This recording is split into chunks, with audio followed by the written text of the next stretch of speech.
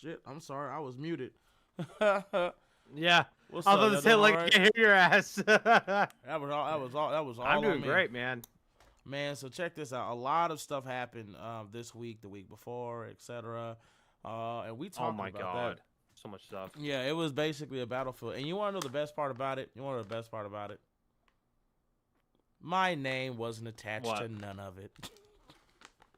My name literally wasn't attached to any of it. Isn't that crazy? I just love it how the toxicity and all the shit that happens on social media can happen. I'll say without this. me saying shit. I tell you what, though, I feel like your name wasn't mentioned, but I feel like some of it was like toward you, though. Of course it was. Of course it was. And we're gonna talk about that real quick. So first things first. As you guys know, the Escape Podcast basically got into a little look, I'm sorry. Excuse me for saying what I'm about to say. You know what? I'll be PG. But I'm not a I wasn't raised to be a crybaby. We'll just put it that way. So I don't take every time somebody has an issue with me as beef or something. Like I'm not that fucking sensitive, right? So this guy who I'm not gonna lie, I had no idea who he was until all this happened. But his name is Papa Meat, I believe. Am I correct in saying that? Phil, is Papa Meat? I don't know who that is. Exactly. So I mean, the chat probably knows what I'm talking about. But apparently he does I guess he does these animated skits or something like that. But at the end of the day, he did what the Escape Podcasts have done several times, but he also said something he shouldn't have said also, right? And what it was that he basically said that he doesn't like them. He thinks they're the worst podcast on social media. He doesn't, and he believes that they don't. Oh, deserve, that guy. Yeah, he believes they don't deserve to have podcast equipment. That's what he said. He said he believes that they don't deserve to have podcast equipment. The problem with that is the fact that you're allowed to say you don't like them. You're allowed to say you think their podcast is trash. You're allowed to say that because they do it, right? Everybody does it. Every content creator does shit like that. You're allowed to do that. You can't say that they don't have the right or they shouldn't have the right to speak, right? Can we all agree with that real quick? Can we all literally agree that you can't tell somebody they're pretty much? I mean, you can't tell somebody that they're not allowed to have a conversation or that they're not allowed to say or speak their facts. Like I said in my video, I made it very clear in my video that if the Escape Podcast says something that's not true, or if the Escape Podcast says gives misinformation, or if they make a point you disagree with or you don't like, you're allowed to tell them that they're wrong. You're allowed to correct what they're saying. It doesn't matter if they think it's an opinion or not. It doesn't matter if they think in their minds, oh, well, I'm just saying how I feel. Who cares? You can say whatever you want. You can feel any way you want. But anybody on earth has the right to tell you that they not only think what you're saying is incorrect, but that what you're saying is wrong. It doesn't matter if you believe it to be an opinion or not. If it's an opinion that's not based in actual facts and it's based in your emotions, anybody and everybody has the right to tell you that you are wrong in what you're saying. It's just that simple. See what I'm saying? So what Papa Meat did wasn't wrong when he said he didn't like them and he felt like they were the worst podcast to ever be. He can say that's his right. He can't tell them that they're not allowed to have a podcast. And he can't tell them they don't deserve to speak in a microphone or they just should not speak in a microphone. He still has the right to say it, but at that point, that's something that you should not say, right?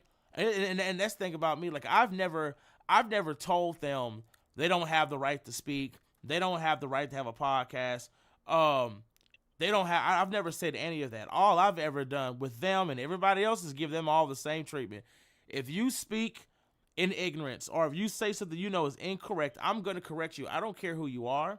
I don't care how big your platform is. I don't care about your gender, your color. As far as I'm concerned, you could be an alien. Come on Earth speaking and saying stuff that you know isn't true. I'm going to correct it. That's how I've always been. Phil's laughing, but he knows I'm telling the truth. Like, that's how I've always been. Now, here's I'll tell you what though, Lion. The one thing about the Skate podcast that I don't think people have really brought up, and it's the fact that their influence, they don't understand how much influence they have. No. Now hold on. Now, Phil, I don't believe that. And I think hold on, Phil. I don't believe that. I don't believe that at all. I don't believe. No, hold on. I don't. Do you remember the Venom thing? Yeah, but I don't. The Venom situation? I don't believe that at all. And you know why I say that? Do you know why I say that, Phil? So here's the issue. Phil, as you guys heard Phil say, he thinks that they don't. I want to make sure I'm clear in what I'm saying. You believe that they believe they don't understand the strength of their platform. Right? Yes, because of what they say. Phil, I want to make it very clear to you. Please don't take offense when I say this, okay? You got to stop looking at people like that. Yeah. Hold on. No, listen to me. You got to stop looking at people like that and thinking of people in that way. That stop automatically looking at them and thinking ignorance. Hat Guy and Andrew, if you've ever done a background check on them and you actually know anything about them, we'll just speak on Andrew. Andrew has 1 million followers, almost has 1 million followers. He's a YouTuber. Andrew's been a YouTuber for years. Andrew has a huge account on TikTok, also has almost 1 million followers. Andrew's also college educated. He's not ignorant to what he's doing. He knows what he's doing. He's playing the game. He's not ignorant to it. He understands how the game works. He understands how the game is played. This isn't new for him. The Escape Podcast isn't just some new influences, maybe to Hat Guy. To Hat Guy, a lot of it's new, but to Andrew, this is not new for him. Andrew didn't even have to do the Escape Podcast if he really didn't want to. Like, he has enough followers and his accounts are big enough on their own. He can do whatever. But he's not new to this field. He's not new to the game. And he's not new to any of this. This is, if anything, when it comes to him and Hat Guy, he's the veteran. That's a fact. Anybody can look it up. Matter of fact, before Andrew came on social media talking about fucking comics and shit, he used to do magic tricks. Phil, I swear to God, look at he used to do magic tricks. Yes, I didn't even know that. I study everybody. I study everybody's past. I had no idea who they are. Yeah, I study everybody's past, their background, who they're associated with. You fucking name what they've done, all types of shit. He used to do magic tricks. This isn't like you. Like, I get it, but you can't look at them and go, "Well, I don't think they." No, they understand. They understand the ignorance of other people. Don't look at them and believe they have it. They don't have ignorance. They know what they're doing. When Andrew and them get out here saying shit they know isn't true and they know it's going to cause an issue, they're doing that shit on purpose. You know why? Because it generates motion. It generates views. It's just that simple. And that's why they do it. Yeah. When people tell me that Venom is an anti-hero, I'm all like, bro, shut up. Okay, you know damn well that's not true. You know that's not true. But you're going to say it because you know the casual audience who doesn't read comics, who actually doesn't know anything about these characters, they believe the same shit. You know why?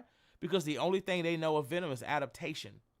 They don't know his stories. They don't know his books. They never read. They don't know about that character. What they know is that it's the adaptations that have depicted the character as a monster, a villain, and a ravenous monster.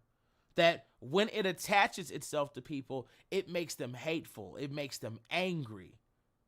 It makes them evil people.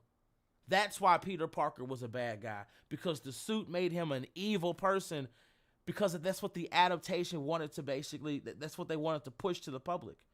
But when you read the comics, you find out the symbiote was a baby. It was never evil. It gained its influence and its mindset from Peter Parker when Peter Parker was at one of his lowest points in life. He was an angry kid. He was upset. Yeah. But he didn't have a way to express it. The symbiote was giving him what he asked for because it loved him. It loved him. That was the first host that it attached itself to that it loved. And no, Peter is not his first host, but in that sense, he was just that simple. Like Peter Parker poisoned it. He poisoned the symbiote. He turned that symbiote into what it became later on. It's his fault. And we know this because later on, when Agent Venom is trying to get more allocated to his symbiote, they go to Planet Clinthar, where they remake his symbiote. Remember that, Phil? Phil's glitching right now. I'm trying to wait until he says something. Yes. Okay, so you remember that, right? Well, yes. I don't know why I'm glitching. I'm sorry. I have fiber internet, and I don't know why. Is it Discord? Well, yeah, it's good now, but it's just kind of going in and out. I don't know why that is. Mine's is working fine, but still, but you understand what I'm saying, though, right? Got it.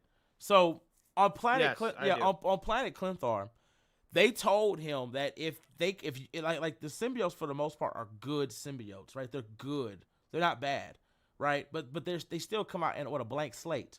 And if you combine them with somebody who's not mentally stable, who is fucked up, who is messed up or hurting or in pain, it infects the symbiote, turning the symbiote into something that it's not, making it unbalanced. And that's what turns him. That's why Carnage was a psycho, because he was born from a psycho. And it's the same thing when you look at what happened when he finally attached himself to Eddie Brock. Look, he's a hero now. Why is he having those minds? Why is his mind changing? Because he's got a host that's grown up now. He doesn't have a psychotic host at this moment. He has somebody that because symbiotes build up off of who they connect with. And that's how that works. But Andrew knows that. He understands that. But it's better to make you look stupid and to say the shit that he says, to just go ahead and generate the conflict. So he's not ignorant to what he's doing. Neither one of them are. But what I find funny about the situation as a whole is this, right? I don't understand how you can get on social media and you can shit on a director, you can shit on a writer, you can shit on somebody's work. You can tell somebody that I think you're bad at your fucking job, that I think you're trash at that shit, that I think nothing you've ever done is great, that all of that shit was by accident or lightning in a ball. You can do all of that. But when somebody gives you that same vitriol, now they're bullying you. That's the issue that I have. And it's not just an isolated incident when it comes to the Escape Podcast. This is something that has happened even when you look at shit like, how do I put it, just influencers. Influencers get on social media and will shit on writers and directors and people's work on a day by day basis. Right or wrong, Phil. They do it all the fucking time. That's right. Every day. Here's my issue. It could be comic book, it could be movie. It doesn't matter what it is. Here's the problem. There's an unspoken rule within the comic book or just the influencer space. Influencers can punch up, but those who are above can't punch down. Do you know why that is? I'm assuming. Wait, hold on. What'd you say? Influencers can punch up, but those who are above cannot punch down. Oh, they'll get canceled. Because because as far as influencers have painted this picture, you're so high up. Why do you care what I have to say? Why do you give a fuck? Am I that important to you? Like, that's the shit they'll try to throw in your face. But they'll say whatever they want to say about you, and you can't say shit back. And for the influencers, it's the same shit with regular people. Regular people will say whatever they want to say about an influencer, but if you say something back, you're the bad guy now. How dare you react to that smaller creator because now you're being a bad person? See what I'm saying? Yeah. It's stupid as shit. It's dumb. It doesn't make any sense. It's ridiculous. Yeah. But it's the world that we fucking live in. But I just think that's crazy. What Papa Meat did initially wasn't wrong, but what he said afterwards was, you can't tell people they're not allowed to speak their mind and have their opinions. Sure, have them. Just make sure you correct the shit. But at the same time, the Escape Podcast can't sit here and act like they were done wrong or somebody had treated them maliciously when they have done the same shit. And I'm saying that because there was a video that got popped up where somebody was defending them and called Papa Meat a bully. And in the comments section, the Escape Podcast was like, literally, oh my God, thank you for saying such kind words about us. We really appreciate. And I'm like, bro, stop it. Come on, stop it. You've done the exact, like, that doesn't make sense. You've done the exact same shit. Your friends that you are associated with have done the exact same shit. Hell, you're associated with people who have threatened to put hands on people. So what are we talking about? And I'm one of them. So what are we talking about? Because when Nick Connors went out there threatening to fucking... I'm sorry, go for it. Go, we got it, Phil. Go ahead. I said one of their friends legit made fun of a president and a fucking animal. Real shit. On Black History Month because of the whole situation. Real shit. Like, I mean, I'm like, bro, after that happened, I couldn't be friends with someone. It's the context, right? Yeah. So it's like, But regardless, real quick, if you're on Tiki Talk, letting you guys know right now, I'm going to be closing that off in just a minute, so you might want to make your way to the YT if you want to continue hearing the conversation. Other than that, enjoy. But yeah, so that's my thing, is like, if you've done the exact same shit and you consider what he's done as him being a bully, or you think what he's done bad, like, this is my issue. I'm going to make sure I say it clear for everybody.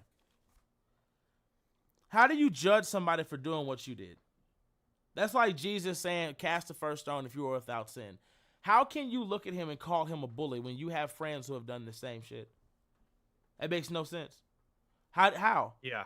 How do you sit there and feel like you're being attacked if somebody is doing something wrong to you or treating you a certain way if you yourself are doing the same shit or have done the same shit or even have done similar shit?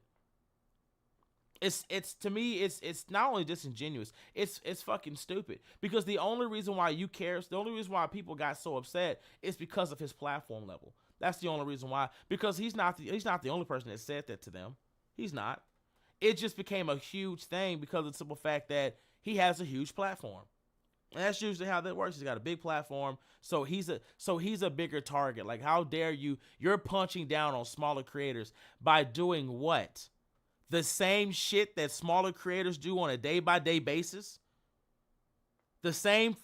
He's punching down and doing the same shit that y'all fucking do. Like, I say this to say that before I got on social media, that friends group, that association, they were already debunking people and going after smaller accounts before I ever even came on social media. I was one of them that they came after. The problem is you just didn't like the fact that I hit you harder. That's all. You didn't like the fact that I could actually fight back and nobody else could. That's what you didn't like. Because it's same thing with Chris. Before I came on social media, Chris had already been going after people. Calling people ignorant. You fucking name it. And he still does it till this day. He still does it. It don't matter if he can't even do basic math. No, so it's like even if you're not a smaller creator, if you're a bigger creator or even a writer, he'll do the same thing. He'll tell you that you're wrong even when he's wrong. And that's I just did a debunk video of that by myself. So it's like everybody fucking does it. But it's okay when you do it until somebody else does it to you. That's the rule of thumb. That's what I've learned about social media. It's more than okay for you to treat people a certain way until it's the fake positivity shit. Exactly. It's the same shit. Yeah, no, I mean, it's the fake positivity shit. That's what it is. So for me personally, when it comes to the Papa Meat situation, line. Give me like 10 seconds. I'm gonna restart my Discord, so hopefully I don't lag as bad. Oh, okay, go for it. I can keep. I'm just one sec. No, you're good. But basically, what I'm trying to say is this: at the end of the day, right? At the end of the day, the problem is this. The thing that you got, it's really a bigger issue than a lot of you guys think, because the problem on social media is that a lot of you guys believe that what you see is what you get, and that's not how that fucking works. That has never been how that works. You seem to be moving good. Yeah, you seem to be moving good now, Phil. But that's never been how that works. Phil, what I'm talking about now is this, right? Demon said he had already missed Phil. That's crazy. Anyway, So Miss you too, guys. here's the problem, right? Social media influencers do this thing where it's like, oh, well, I don't make content about you. Okay. That doesn't mean you don't do shit behind closed doors. And I know because I've discovered and caught several of them doing shit behind closed doors. See, your thing is what you perceive is what you think is true. So if a content creator looks like they don't ever get in drama and they look like they're these good citizens and shit, that's how you perceive them. But if you guys haven't noticed, the most positive fucking people on social media that pretend to be that are usually the most messed up people on earth. If you guys just haven't figured that shit out yet. And it's like every year those people get the stuff. It's like, oh my God, he's such a positive creator. And it's like, what makes him positive? Well, he never gets into arguments. He doesn't respond to people. He don't make content about that. That doesn't mean he's a positive person. That means he's just doing his fucking job. That's it. He's just making his content. You don't know who that sicko is behind closed doors. Like, you don't know that person. And I just find it funny that, like, the ignorance of people to keep having the same fucking wool pulled over your eyes over and over, and you just don't understand it, is crazy to me. It's insanity. Just because somebody doesn't publicly say something bad about you doesn't mean they're not saying this shit behind closed doors. And it doesn't mean that they're not closing doors so that you can't get through them. Let me give you a perfect example of that. So, if you guys remember when Nick Connors came at me unprovoked, again, if you guys need to, you can go to my TikTok, top of my page. I have an entire playlist that shows all that, right? So there's nothing that I'm about to say that is not factual information. Anything I say, I can prove, right? So Nick Connors came at me and tried to defend a woman who was basically exposing herself to children. I was calling out the fact that there were behaviors in the Kai Cenat crowd that just should not have happened, right? I then did another video where I was talking about how there was a woman on a light pole who was not only exposing her privates to kids, but she was helping those kids stick footballs, soccer balls, and just balls inside her while she twerked on a pole above children. I called that out. I remember that. Nick Connors got mad that I called that out. I'm going to say it again. Nick Connors got upset that I called that out and felt like I was being a misogynist and that I was only going after her because of how she dressed. I said, no, it had nothing to do with that. It was the fact that this woman not only exposed herself to children, but that she was letting children fondle her publicly while exposing herself to an entire crowd of kids and grown-ass men. Nick didn't like that, got called out, and then got made out to be a fucking weirdo. Right? The second time Nick wanted to come after me, it was with me and Danny that went at it. Lion. I'm listening, go ahead. I'm going to say he probably would have think pedo stroke. He probably would have thought pedo stroke would have been great. He No, exactly. So, like, the next time me and Danny Marto, we were going back and forth about the whole Dr. Doom thing, right? And it was literally about Iron Man playing it. I'm like, well, this has happened in comics. Like, the thing that you're upset about or you're pissed off about, Marvel never said that. Marvel never said this was main MCU Iron Man. They never said that this was the main MCU Dr. Doom. They never said any of that shit. They never came out of their mouth at all. What they said was Robert Downey Jr. would be playing Dr. Doom. But you don't know what Earth he's from. You don't know who this is. And we know that in comics, this has happened before. So what are you being upset? What are you upset about? If that's not bad enough, nobody had an issue with it until movie talk influencers had something to say. Regardless, we had a back and forth. We squashed. Everything was good, right? We were good. Okay, whatever. I took my videos down. He took his videos down. Everything was cool, right? Nick Connors gets mad and decides to come after me again, calling me a monster, a bad guy, saying that when he first met me, I was trying to throw money in his face, talking about how successful I was and how much money I made. I'm like, that never happened, Nick. You asked me how much money I made. Your exact response to me was, how is social media treating you? I know everybody's had a hard time. Like, What are you doing to keep afloat? You asked me how I was making money. And then after we had our conversation, you was like, oh my God, bro, that sounds so amazing. Can we take a picture together? And that was it. He then got mad after getting ratioed again publicly. Not even kidding. Ratioed publicly again. That he then went on his podcast to tell me that he was going to whoop my ass. That he would kick my fucking teeth out. That if he saw me, he'd beat my ass.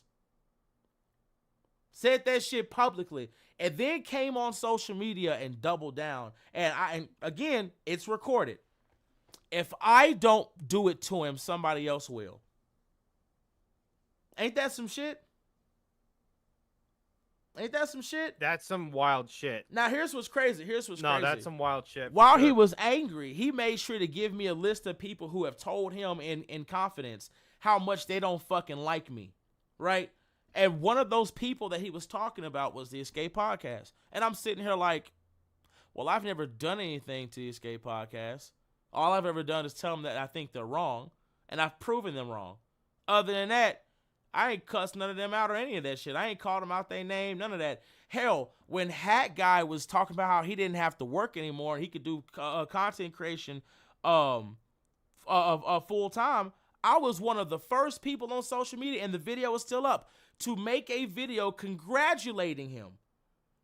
Saying, welcome to the club. I hope you get everything you fucking want. I'm so happy for you. Again, I have never done anything negative to them or have done anything to them I haven't fucking done to anybody else. And what's crazy is that even when Andrew or whoever runs that page came to my channel and called one of those members stupid or dumb or called them out their name, I made a video saying, no, I don't think that. I think he's incorrect, but I don't think that. I don't think he's stupid or dumb or an idiot. I don't think that. So I've never done that. And everything that I'm saying is documented. I've never done any of that to any of them. So it's just that simple. Again, it's all proven. I have an Escape Podcast playlist you guys can go watch for yourself. And I've never done that to them. So for you to be all like, we don't like him or talk or speak ill of me behind closed doors when I have never done that shit to you is crazy. Anything I do it publicly. You don't have to worry about me shitting on somebody behind closed doors. You don't got to worry about me gossiping. I'm not a gossiping bitch. I don't do all that. I got something to say about you, bitch. I'm gonna say it to your fucking face. Like I've always stood on business. The one thing about my track record everybody knows is I stand on fucking business. I don't gossip like no bitch and no hoe. I got something to say. I'm gonna say that shit to your face. I don't give a fuck what you think about it. I've never given a fuck. So it's just that simple. Like that but again, let some of their friends say it. Well, yeah, maybe they was talking shit about you, but they didn't make videos. Who gives a fuck? I want you guys to understand that in this game, what you say privately could do more damage than what you say publicly. Because people try to get you to believe that in the darkness there be dragons. But it's not. It's just a bunch of fucking soft ass people that just don't want you to see the world for what it is. So they tell you you can't go in this space or you can't go in that space because they don't want you to see what's there. And it's just that simple. So that's my thing. Like just because somebody, it looks like they're positive or they look like they don't do anything or they look like, oh, well, they don't mean that they're good fucking people. And the fact that social media has shown you what these fucking people do all the time, right? And they shown you that these people are some of the worst motherfuckers on earth. I don't see how y'all just keep getting fooled like that. That's what I don't understand. Bottom line is this. If the Escape Podcast or any influencer can shit on a director, a writer, a person's work, if they can do that, then people can do the same shit to them. It's just that simple. And you can't be mad about that. Because if you're willing to shit on people, if you're willing to tell fans to shut the fuck up because they disagree with you, which they said publicly, when people tell me this, I'm like, shut the fuck up. If you can do all that, if you can have that mindset, then people can have that mindset of you too. I don't give a fuck if you want to debate me or if you think I'm wrong or you want to make a fucking video. Make the video, bitch.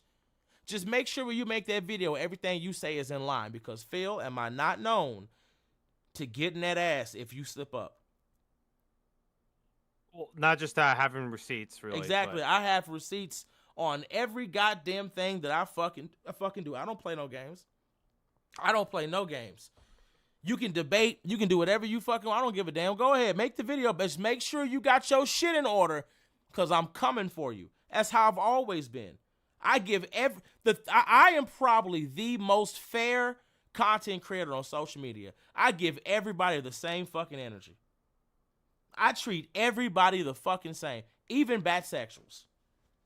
I just call them out more because they're more irritating. But everybody gets the same treatment. It's just that simple. But bottom line, before we move to the next topic, is this: Papa Meat, as I've already said before, if he believes the Escape Podcast is the worst fucking podcast, and if he thinks they're dumb, if he thinks they're stupid, if he thinks that their podcast is trash, and he just doesn't like, he can think that, and he's allowed to voice it. He's not allowed to tell them they can't have an opinion.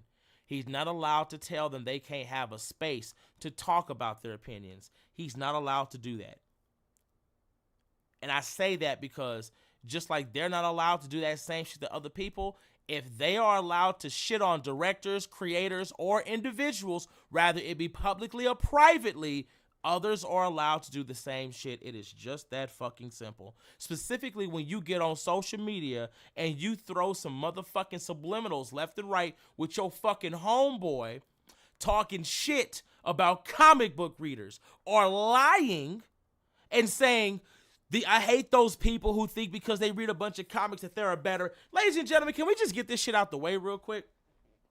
Phil, I'm pretty sure you would agree when I say what I'm about to say.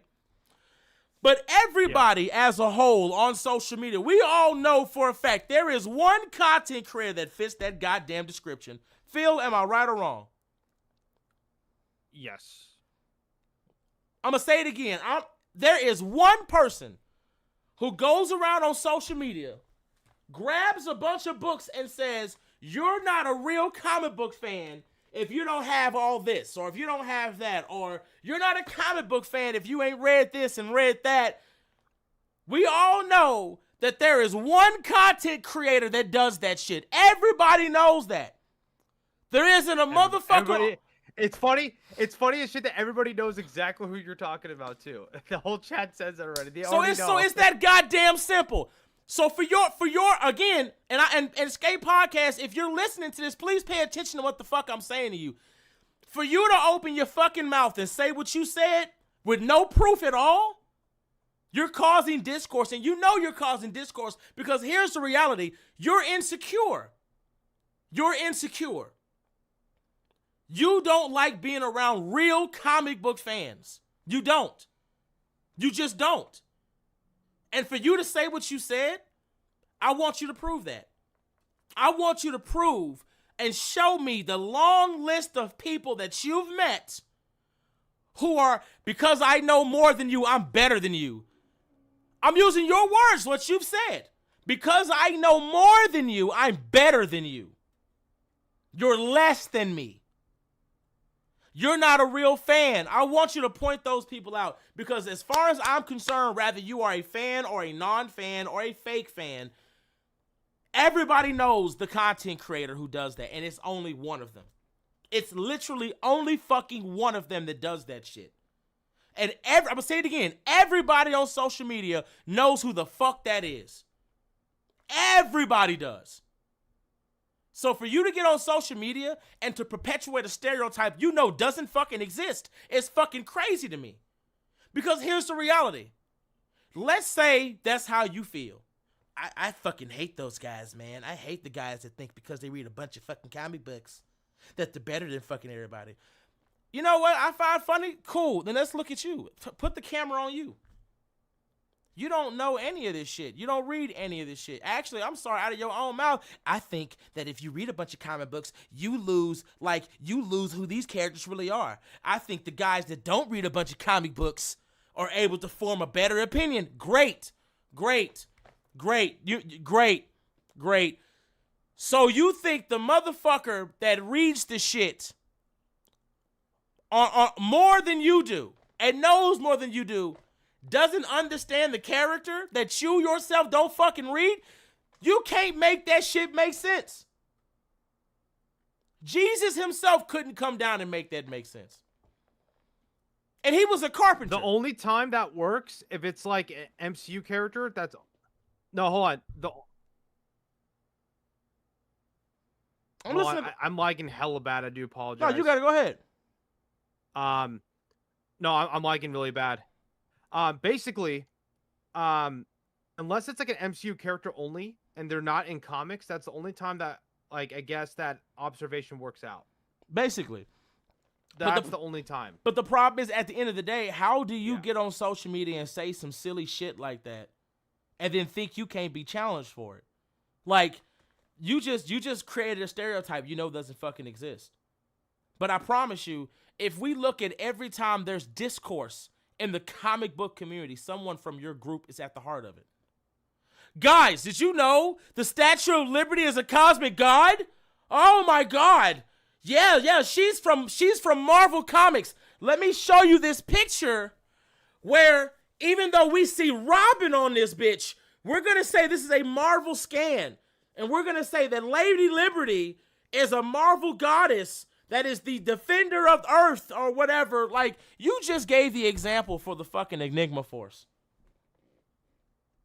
Majority of all the wrong information or the discourse is coming from that group for the most part, or people like them who get on social media and say shit that you know isn't fucking true. Again, you don't have to read every comic. You don't even have to be well read. Just don't get mad when you say shit you know isn't true and somebody tells you it's not fucking true. Don't get mad when you're speaking, using your opinion, but the opinion comes from a place of ignorance, and then you get mad when somebody tells you you're wrong. Yeah, bruh, you know, it's amazing how Venom has always been a villain. No, he's kind of an anti-hero, but he's not. I'll tell you what, though, Lion. No, Lion. Do you know what I hate in 2026 is if I speak something out that's factual. Like, it's a proven fact, right? Like, Venom is an anti-hero. Like, that is just factual. That is not a take anymore. That's not, like, my take or I'm speaking out factual shit. If I tell you 1 + 1 = 2, that's... Yeah, I'm going to let you cook, but I love that you said that. Go ahead. Well, it just... I get that a lot on my channel. Like, oh, great take, man. It's like, dude, it's not...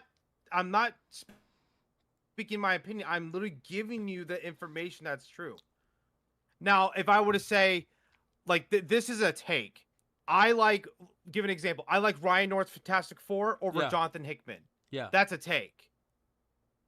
That's a writing take that you prefer. That's a take. But if I say Sue Storm can probably beat the Avengers, like, on any given day, and I can give you the scans, that's not a take. That's true. Like, that's something that, like, shouldn't be discussed. And then that's the problem I have. Real quick, that's Phil, the problem I have. For the people in the chat saying we can't hear Phil, I want you guys to know you can't hear Phil because you're on TikTok. I'm about to close this shit out. If you're on TikTok, you either come to YouTube. The YouTube name is the same, KingandQueenLion. We're live right now. We're having our podcast.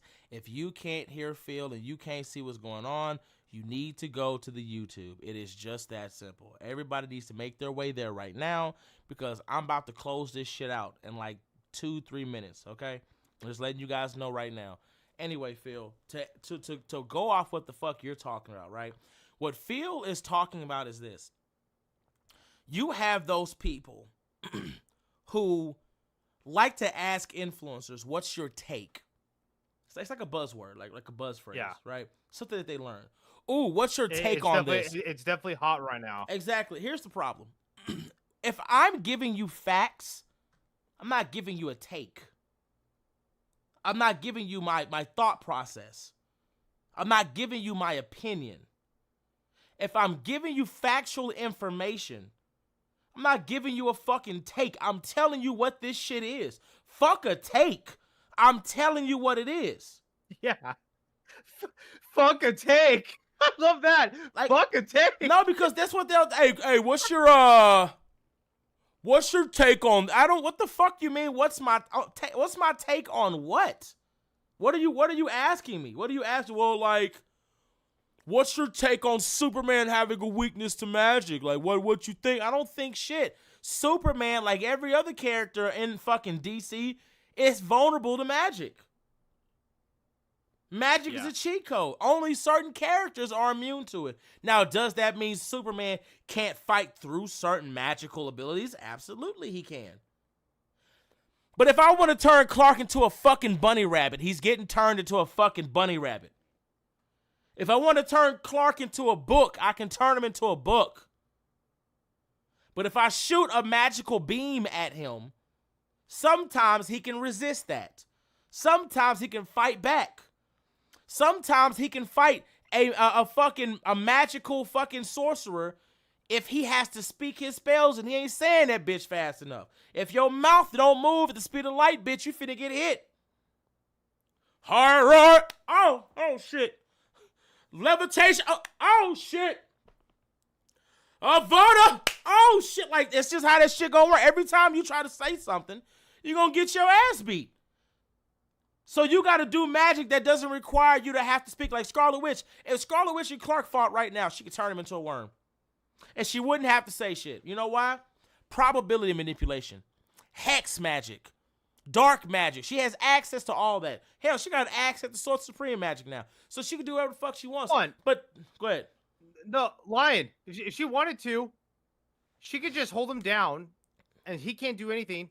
Go through his mind, learn everything about him, make kryptonite, and just shove it in his eye. Oh, yeah, real shit. Yeah, real shit, because she can do that. Scarlet Witch has the ability to, like, she can touch shit and know everything about it. Everything that is... And learn everything about it. So she could touch Clark, and she could gain all the battle knowledge she needs to fuck him up. And she would know his limitations. She can look through his genetics. She can change his genetics. And she has 52 megatons? 52 megatons! And that would be your ass. That would be your ass. Somebody said Clark is faster than light. No one said he's not, sweetheart. No one said. I said if your mouth does not move at the speed of light, you're getting hit in that bitch. It's just that simple. No one's saying that Clark is not faster. It's just the fact that context clues, baby. You got to be able to, come on now. Come on. You got to be able to connect, you know, goddamn. You must be a literal person where I gotta literally tell you this is an example and a joke for you to get it. That's terrible. This is anyway, you know what am I doing? He just ended TikTok for you guys. If you are not on the YouTube channel, I don't know what to fucking tell you. But if you're on TikTok, you need to go to the YouTube right now. The YouTube name is the same on every platform. Every platform that I have is KingandQueenLion. It's all the same thing. It's all the same thing.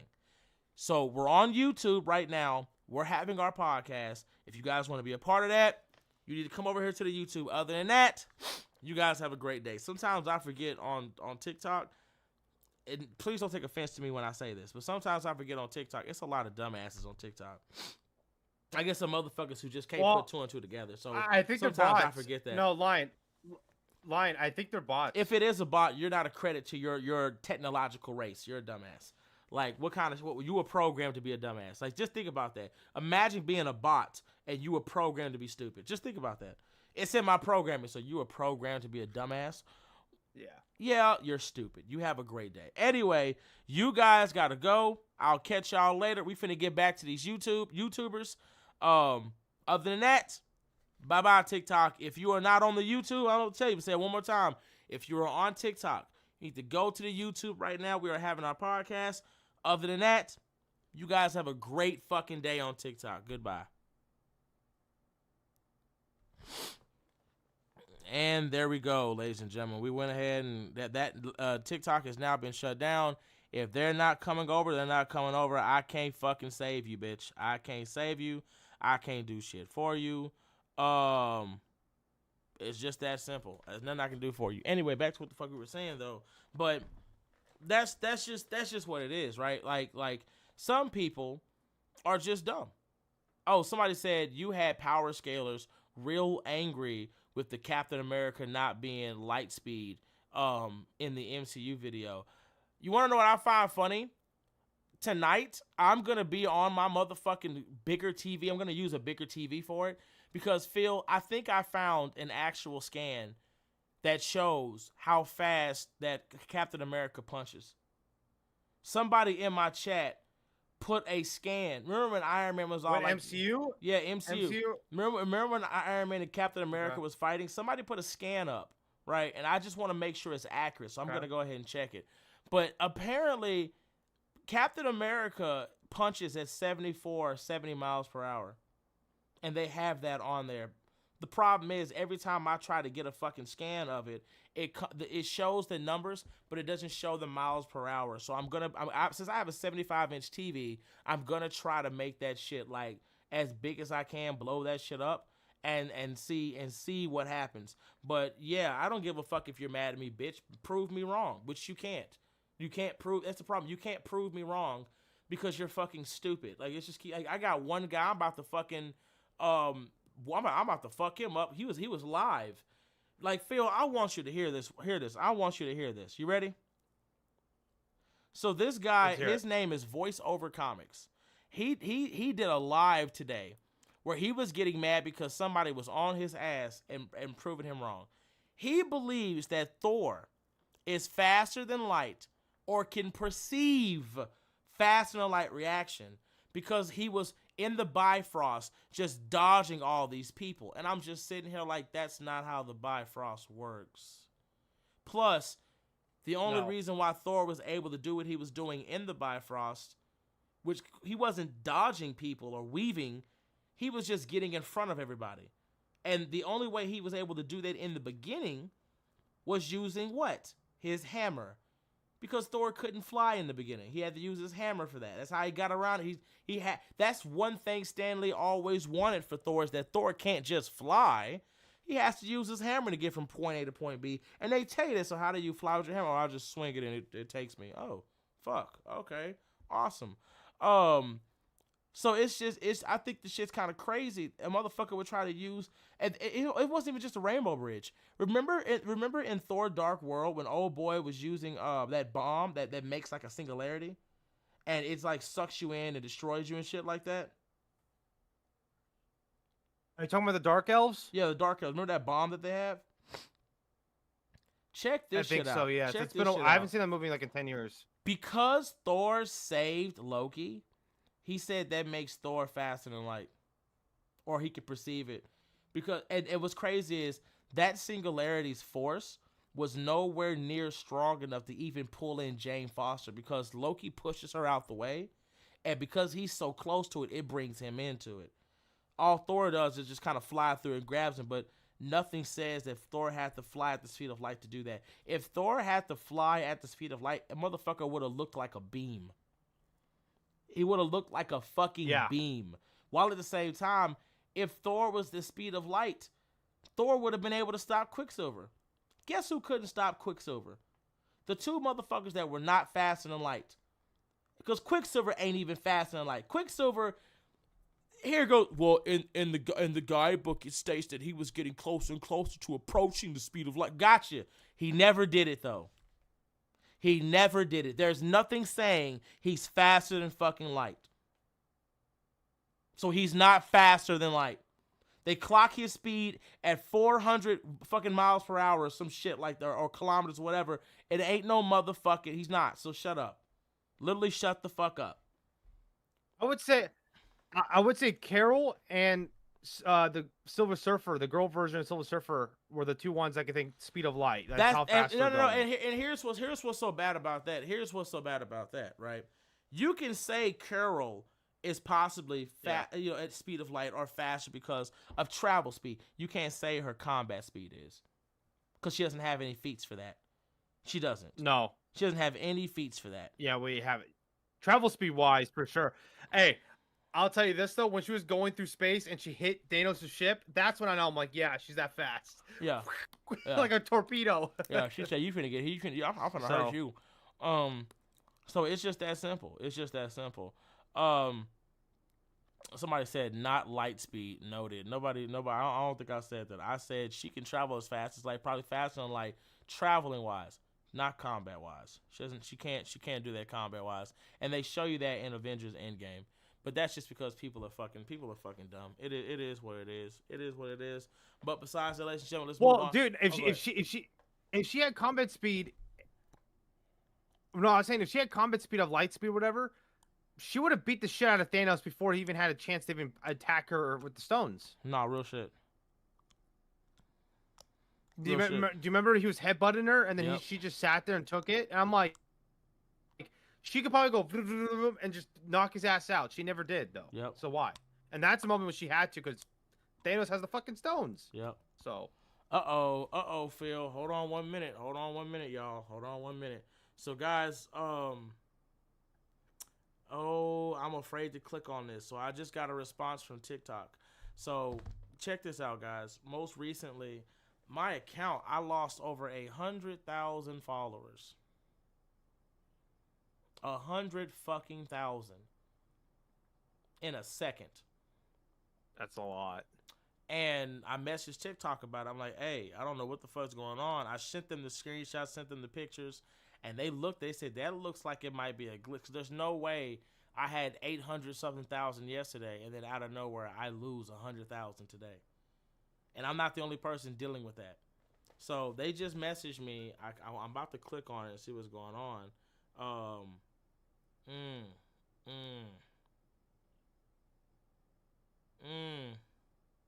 You know what? I'll wait till after the stream, because I'm going to get pissed off if I open that up and something happens. I'm going to be so pissed off. Bro said TikTok actually sucks right now. It's a lot of work. You know what? What do y'all think? Do y'all think I should open that letter and see what it says? What do you think, Phil? I mean, might as well get an answer out of it.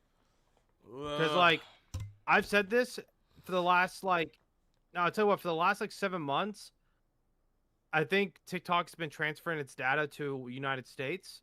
And I think they're still trying to figure out, like, what the hell's going on. I think I got a bullshit. I think I got a bullshit answer. I think I got a bullshit answer. Let me screenshot this first. Hey, see? Hold on. I got this long fucking message. Hold on. Okay, let me see. Thank you for reaching out. We completely understand that seeing a decrease in follower count can be a bit startling, and we want to help clarify why this is happening. We know how much effort you put into AI, bro. Your community, and we appreciate the chance to explain this process. We want to reassure you that I know. We want to reassure you that a decrease in follower count often stems from our ongoing efforts to identify and remove, I guess that inauthentic accounts and bot behaviors. You know what I'm saying? Okay. We take these measures because 100,000. That's what I'm saying. We are deeply focused on fostering a safe and authentic environment for our entire community. On a positive note, while this may look like a drop in numbers, this is actually very beneficial for your long-term account health. Here's why. Improved engagement rate by removing dead weight or inactive accounts. Your follower account becomes composed of real engaged users. Better algorithm performance. When a higher percentage of your followers interact with your post, it signals to the algorithm that your content is high value, which helps us promote your videos more effectively to new audiences. We are here to help you build a healthy, thriving presence on the platform. Please let us know if you have any other questions about your metrics. So they said, yeah, you're fucked. What the fuck?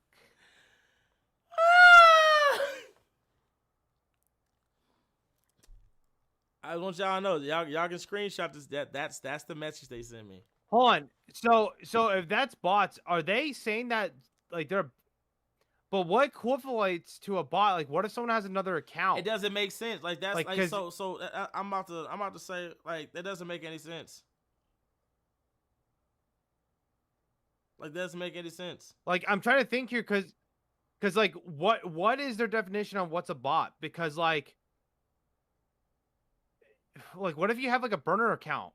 Like, does the burner account count as a bot account? Bro says in layman's terms, enjoy climbing your way back to 800,000, bud.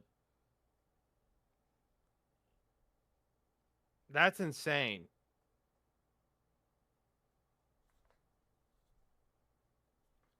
I just got through reading the message you guys sent me. And your reasoning doesn't make sense because how can I have 850 something thousand followers yesterday, but somehow today I lose 100,000 followers? I understand you're getting rid of bot accounts, but if I lost 100,000, then that means so many other content creators should have also lost 100,000 or even more. I'm not the only content creator whose follower account is glitching. I'm showing you that this is a glitch, and I have provided the information to prove that other people are looking at my account to where some of them are seeing that I have one follower and some are seeing that I have no followers. So the response that you gave me doesn't make sense, and it does not truly explain how somebody can lose 100,000 followers in a day That's insane, dude. and that not affect anybody else.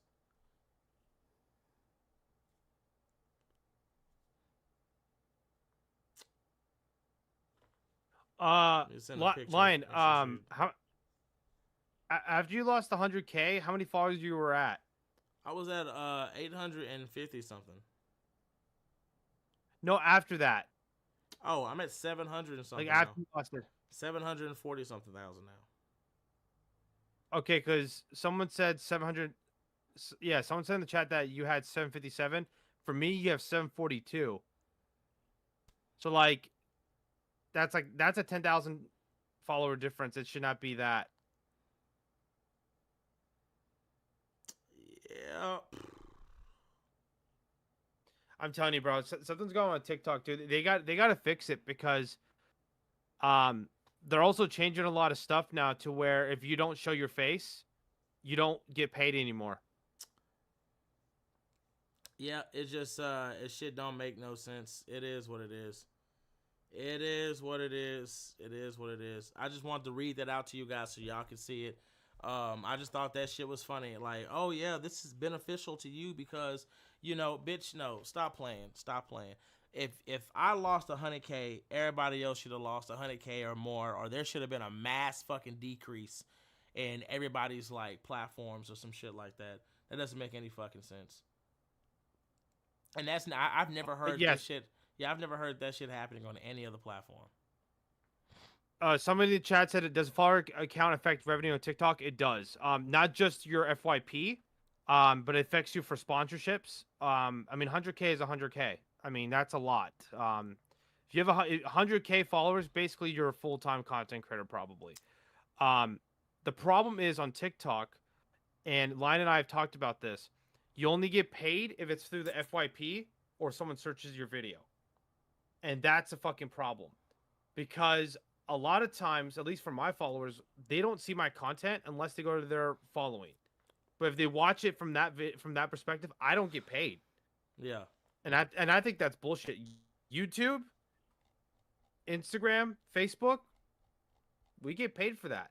Yep. And it's been like that for a while. And something's got to change. I'm hearing they're gonna fix a lot of things. Again, they are pretty much taking people out who don't deserve to be in the program. Like, they don't show their face. It's like weird content, if you know what I'm talking about, like Yes King videos. They're taking that shit out, which is good. Like, they're taking that shit out, but they got to fix it. So if I watch your video in any type of format, you should get paid for that content. If I it's watch just to it me, it's just more than 10 stupid. seconds. It's stupid. 'Cause, Straight up, like, period. That's a lot of fucking work, and it's like that for that to be your answer is fucking crazy to me. It is what it is, but we're already past our first hour. Phil, let's go ahead and get these because now I'm bummed the fuck out. Let's get these super chats out the way. That shit is irritating. Yeah. I do apologize tonight, Chad, for my internet. I'm gonna reset it tonight. I don't know what's going on with my internet. I do apologize. Shit. This is America. I mean, hey, look, we beat Canada in hockey, so I'm good with that. I'll take that little win. Yeah, I'll take that win. USA, baby! We did. We got a double gold. Our women are better. You know what I'm saying? Our men are better. Thank you, white America. Let me stop. I'm like, thank you, white America. Oh, I'm so fucking bummed out. Oh, I'm so fucking bummed out now. That shit just. Oh, I'm bummed. I'm so fucking bummed out. It is what it is, though. Let's get started. Okay. What Marvel character do you think deserves a solo series right now? Ooh, shit. Ghost Rider. Angela, No. Black Knight, No. Blade, No. Ghost Rider. Ghost Rider for a fact. Ghost Rider needs somebody. I want Jonathan Hickman to write Ghost Rider because this latest, I haven't talked about it, but I'm about to. Hold on. Don't say it. Just don't say it. Don't say it. Don't say it. Philip Kennedy Johnson. Oh, okay. Yeah, I thought you was gonna say what happened. You know what? Fucking no. Let's just say it. Fuck it. So Danny is dead right now. Danny Ketch is dead. Okay. Ain't that shit? Ain't that some shit? Johnny just lost his brother and his ex love of his life. And what's so bad about it is like when Johnny was all like, "Can't you just go back into the body?" He's like, "No, the body's already cold. It's already dead." And I'm just like, so fucking what? Bitch, you act like Johnny hasn't died before. You act like Johnny hasn't fucking passed away. And Zarathos inhabited a fucking corpse. I'm gonna say it again. Zarathos inhabited a fucking corpse. You can't bring him back? I was like, bro, this is stupid. The whole run was stupid. And I tried my best to like that run. I really did. But that whole run was ass. That whole run was ass. Black Panther needs a solo run. Ghost Rider needs a solo run. And motherfucking Silver Surfer needs a solo run. That's worth a damn. The same person who wrote... Well, T'Challa has a solo run right now. Yeah, but that shit ain't hitting like it should hit. That shit ain't hitting like it should hit. That Juggernaut Black Panther was pretty fucking cool. I'm not gonna lie. But I don't give a fuck. That shit ain't hitting like it needs to hit. Come on, man. Hit me like... Man, I'm getting pissed off thinking about this shit now. Who do you want next in Absolute Universe? Ooh, that's a good question. I didn't like Animal Man, Cyborg. Hell no. Animal Man? No, yes. Give me Animal Man right the fuck now. Yes. Hell no. Yes. Phil, I don't think that would be gas. Phil, I don't think you know what you're asking for.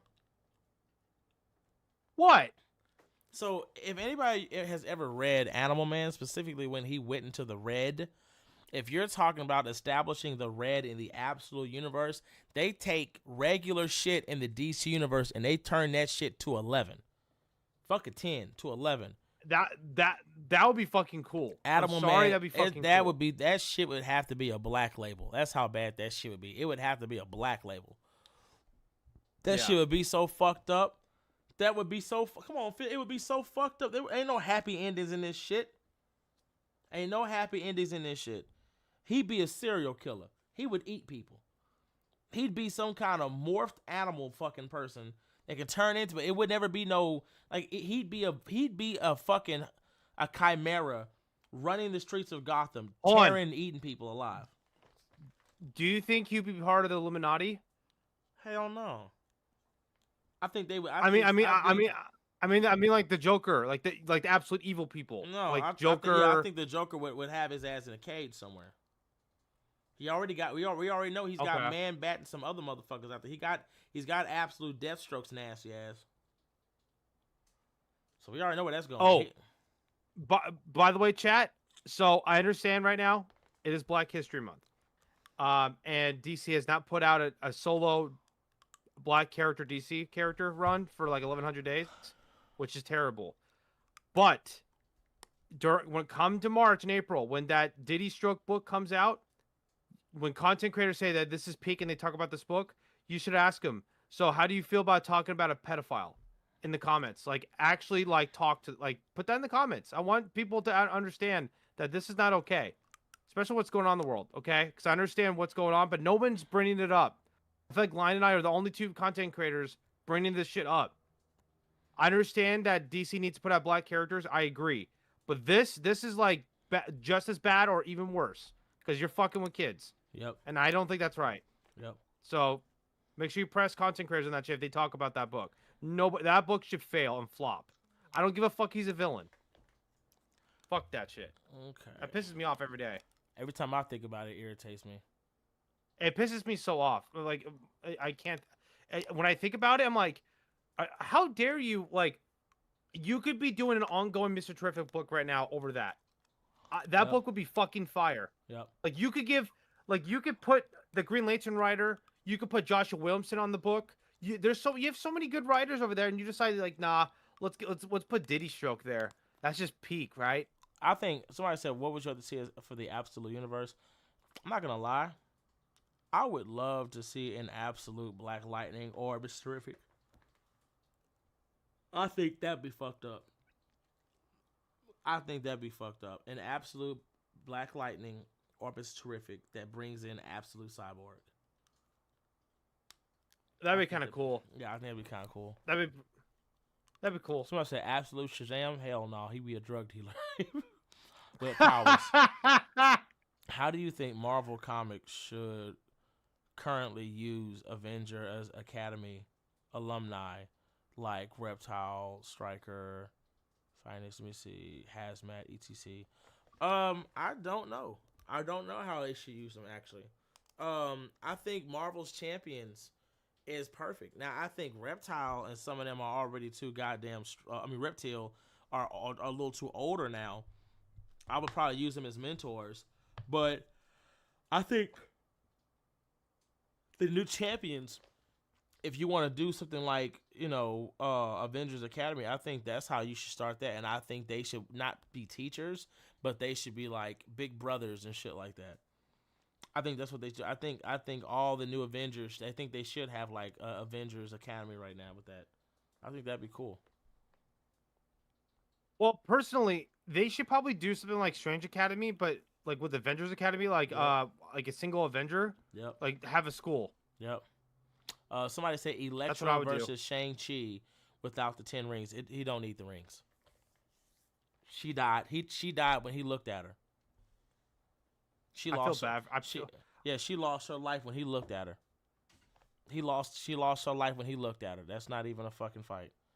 She lost her life when if you want to give a good example of Shang-Chi without the rings, read the Game War tie-ins, because Shang-Chi was whipping some ass without the rings. Yeah. That's the latest time he's done it. Yeah.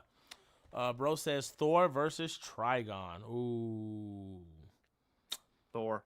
Yeah, Thor now. The way Thor is now, I'm giving that to Thor now. Specifically how he is. I'm giving that to Thor. If Bizarro's TikTok brain ass can whip his ass, Thor, the god, my god of thunder, my boy, he's whipping that ass. Real quick, no more super chats. We're gonna end it with my boy with story time. We're gonna finish out the ones above him, and then we're gonna do his for last. Let me see. What are y'all thoughts on Absolute Green Arrow? Batman, you have failed this city. That's my thought. Batman, you have failed this city. He's getting shot. To be fair, Bruce is up odds. He doesn't have money. He doesn't have the tech equipment. He has to, he's a fucking construction worker. Yep. So he's trying his best. But bitch. It's not Oliver, right? It's not Oliver. I believe correct? it is. This motherfucker's sword's turning. Did he die? Into a bow. Yeah, he died. And now he's some kind of. So is this a prequel or no? I don't know. This comes after. Like he came back as some kind of shadow ninja demon, with two swords that turn into a fucking bow. I mean, it looks cool. I've Yeah, seen the somebody, previews. It looks somebody cool. in this bitch finna die. Somebody in this bitch field finna die. That's all I'm Yeah. finna. Somebody finna get shot. The Absolute Universe is so fun to 10, read, yeah, bro, 10 because it's out of just so 10. out there. Uranos versus Gore. Uranos, what the fuck? Uranos. It's not even a fight. It's not even a. I feel bad for Gore. Gore got turned into a fucking star by the Phoenix Force. Fuck out of here with that. Let me see. Pros and cons about magic. I think he's talking about like how magic's used. Yeah, like Ilyana, right? Oh no, I think he's talking about like magic itself. Well, it's with he put a K, not a C. Yeah, but that's I think he's talking about Ilyana. We'll take a chance. If he's talking about Ilyana, the pros and cons, there really aren't any cons except she is, how can I put it? She's a perfect magical being. She can use magic. She can use dark magic. She has demon blood, which means she's not human. And she actually has her own dimensional domain in which she can not only become more powerful, she can get stronger. She can also take demonic weapons and make them hers, specifically if they don't have a name. She has her own gateway and her own dimensional pocket that she can store all that shit in. He's one with the Dark Child. Yeah, that's what I'm saying. So, damn, I don't know any cons for her. I know who can beat her, but I don't know. She's got everything you could ask for when it comes to being a magical demonic being. She's like the perfect mixture. She literally is the perfect mixture. And if anything, she probably needs a stable relationship. Yeah, that's what. Yeah, but that's the pro. I would say that's not a. I wouldn't even call it a con. That's just because she's still young. But like, she does get to a point where sometimes emotionally things do bother her. Things do like she needs love. She needs to know that her family cares about her. That's why she's so close to the mutants.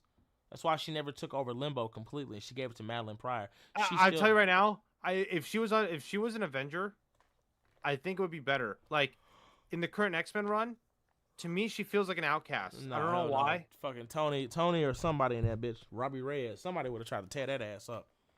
No, not Tony. Tony's nasty. Tony's nasty. Tony's nasty, but he still likes it's Emma right now. You don't get it. You don't get it. She probably would have came on to him. Like when she saw Ghost Rider, she knows Johnny's older than her. Do you think she said, "I would like to make out with you when you're on fire"? Johnny was like, "Bitch, damn. You're good. You're good. I'm stranger danger." Johnny has more self-control than Tony. Tony be like, "All right, get your ass over here." Tony's like, yeah. Are you gonna transform? If you ask nicely. Oh, like yeah, no, I'm good. But yeah, I don't really see no cons except that. Let me see. What about Absolute Vixen or Aquaman or Lobo? Lobo has always been an absolute character, so there's no point in doing that. Vixen would be cool. I think Vixen. Aquaman would be cool. Aquaman needs to be something different, like completely different. Well, that's the problem. It's like I don't think we need an absolute Aquaman. That absolute Vixen, I think that shit would be nasty. I think so too. The only reason why I would like an Aquaman is that it probably might help improve the mainline sale. True. It'll get people like, oh, okay, Aquaman's this cool. Okay, sweet. Because people criticize the mainline Aquaman. I think it's fucking awesome. What he's been able to do. Absolute Aquaman really wouldn't be anything different, except the fact that like the motherfucker would be killing people. It's not like he ain't did that shit before. Like he would be drowning people left and right. But Vixen's a lot different because Vixen, on the other hand, her powers and abilities comes from basically like Anansi the spider. So there's a magical element to that. You can do sacrificial. You get so much shit you can do for her to be what she is. Or you could do some Catwoman shit where she gets mauled in a cave of animals, and it's Anansi that saves her and gives her the power to turn into all that tried to eat her, right? Like she could be eaten and die. You could have the worms of the earth eat her flesh. She could be bones, and Anansi could be like, "This is not where your story ends." It brings her back, type shit. That would be some nice shit. Like put the totem on her bone chest and have her come resurrected, butt ass naked with a fucking amulet like in her flesh, type shit. That should be some nasty shit. I'm for real. Yeah. Like imagine, like this is how I see it. Imagine Vixen as a child being running away from African soldiers trying to kill her off and kill her family for their jewels and amulets, right? Yeah. Vixen has the amulet in her. Look, I'm about to give y'all a story time. But Vixen basically is running for her life. She then gets into this cave and she thinks she's free. She thinks she's free, but she's not. Animals in Africa that she's never seen before are all in this cave, and it's a cave of death. It's in a dark forest, a place the soldiers themselves don't even venture, but all these monsters, these demons, they all exist in that cave, right? And she ran in there thinking she would be safe, and she gets eaten and torn apart. This is a child. This is a child being ripped apart and eaten. And then when they're done with the spoils, they throw it into the middle of the cave. And all the worms and insects and maggots crawl up and try to devour her flesh and eat her, just eat her clean. There's nothing left, right? And that's when Anansi walks in, looking like a nasty ass spider, right? Wraps her up in a fucking cocoon and says, "This is not where your story ends, child." Because when she died, she kept his totem in her hand. He takes the totem, puts it on the sack that he creates, and she basically she comes back, right? All that all the animals of the earth she can turn into, and that's how Absolute Vixen comes back. And what she does is when she leaves the cave, she goes out and kills the men that basically took her, basically did what they did to her, killed her family and shit like that, and she rules Africa. Like she becomes the ruler of Africa, and that's some shit that happens way before Batman becomes Batman. So basically, like she just as a child, right? Like when she did this when her and Bruce were kids. And Bruce has to go to Africa to see what's going on because she's like the lord of that bitch now or some shit like that. I think that'd be better if you did a Vixen story like that. Aquaman, on the other hand, he's just gonna drown people. Well, now, the whole Vixen thing I was telling you, or they could tie it into maybe with Joker, since Joker owns so many islands, maybe Vixen's from one of those islands, or with possibly with who's Superman fighting? Is it Ra's al Ghul? They could do something with that. They could tie in with that. I think they could do that for sure. Or Hector Hamid from the Green Lantern. They could tie it into that. yep. That'd be really cool. I like that idea. Yeah. Okay, guys. So real quick, let's get this story time going. So first things first. Last super chat of the night. Hey, can we get a part 2 to the last What If, where Batman becomes Hades' Ghost Rider and has to come to the conclusion that justice can only work if he makes entities like Lucifer's death and the presence unneeded to exist? Lion, by the way, you missed the super chat. Which one was it? Thoughts on MCU and DCEU or DCU crossover? That's not gonna happen. I don't think it'll ever happen unless Disney needs it. Nah, even if it does happen, like the DCU doesn't have any. What would y'all be doing? It'd have to be a save the world type shit. It can't be them fighting each other or even having an argument because who ass you gonna whoop? Who ass you gonna whoop? You don't have a Flash right now. Your Superman really ain't shit. You got what, Mr. Terrific? Hawk. You don't even have a Hawkman right now. Like you're like. The problem is, Lion, like you and I've talked about this. Like Marvel would like fuck themselves because they would boost up DC and they don't get anything out of it. Exactly. They don't need it. It's like we don't have no point in doing this. You got it, bitch. Like we're not gonna do this. Basically. Yeah. Let me see real quick. Comes to the conclusion that justice can only work if he makes entities like Lucifer, death, and the present unneeded to exist. If you're gonna do story time, I'm gonna go get a water. Go get a water. Give me a minute.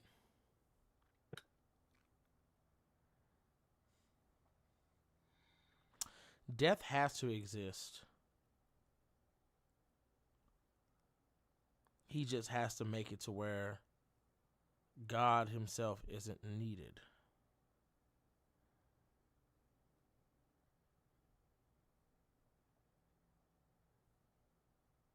I got it.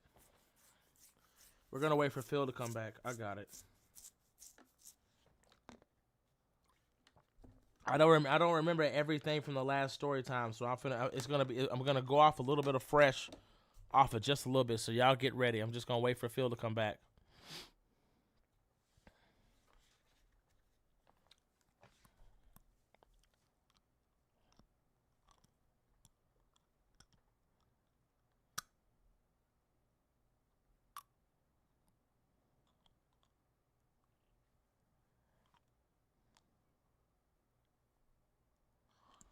Okay. You ready, Phil? You ready, Phil? Okay. After Batman made his sacrifice to save his son, he is now basically the last line of defense. He's a servant, right? He's a weapon because he's a herald of Hades. He's not a part of the Christian pantheon. He's not a part of any religious pantheon for the most part. But he's a part of the Greek pantheon now. But he's not on Earth. Wonder Woman goes to visit him. And when she goes to visit, she finds Hades and she goes, "Where is he?" He's in the kennel that I made for him. A kennel? Quiet down, Diana. It was a joke. It was a joke. I built him a home. One that I think he would feel comfortable in. Don't worry, I would never treat him like a pet, even though he is my pet. But you may go visit him. You may go see. You may go see what he has become. Just don't be shocked at what you find.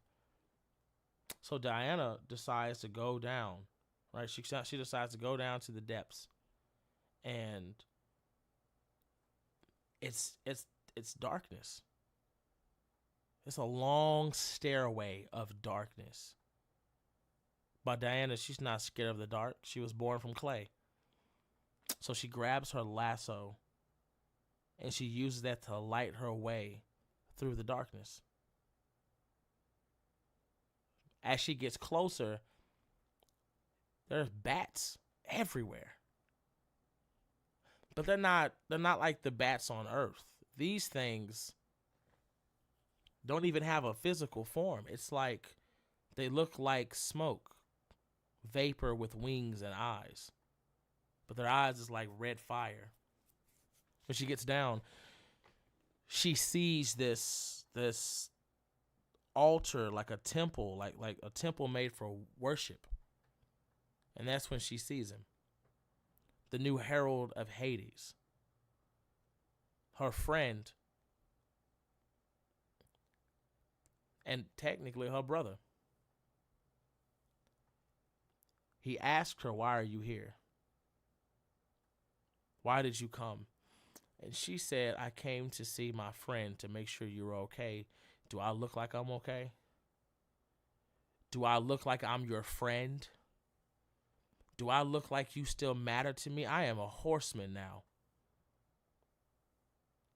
I'm his plaything, his pet, his toy.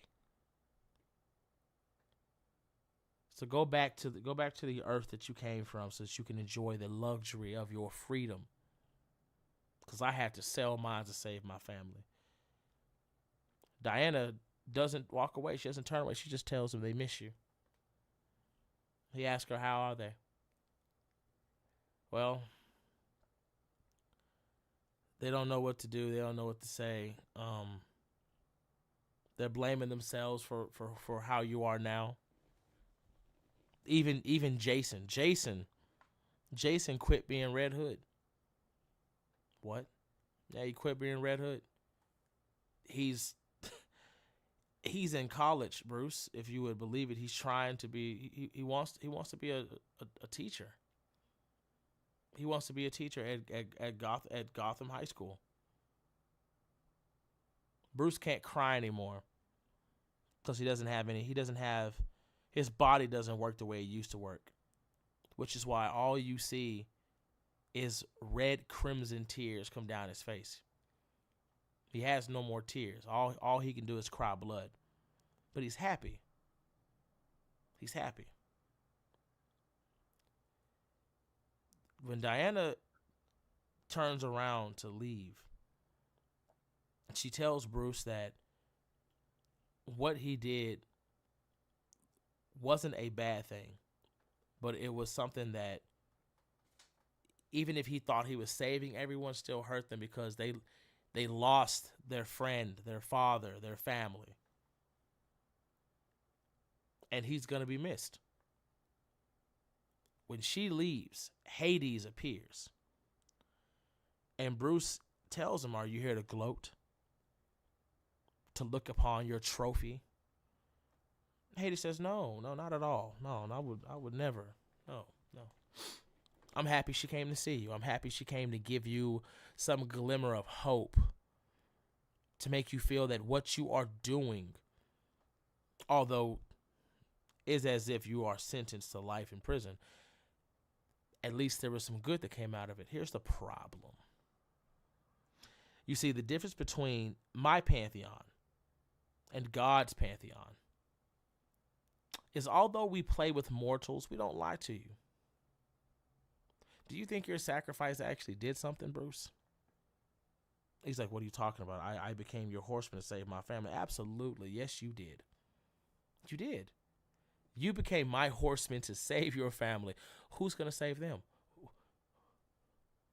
What do you mean? The Justice League can't handle your rogues. You know they can't.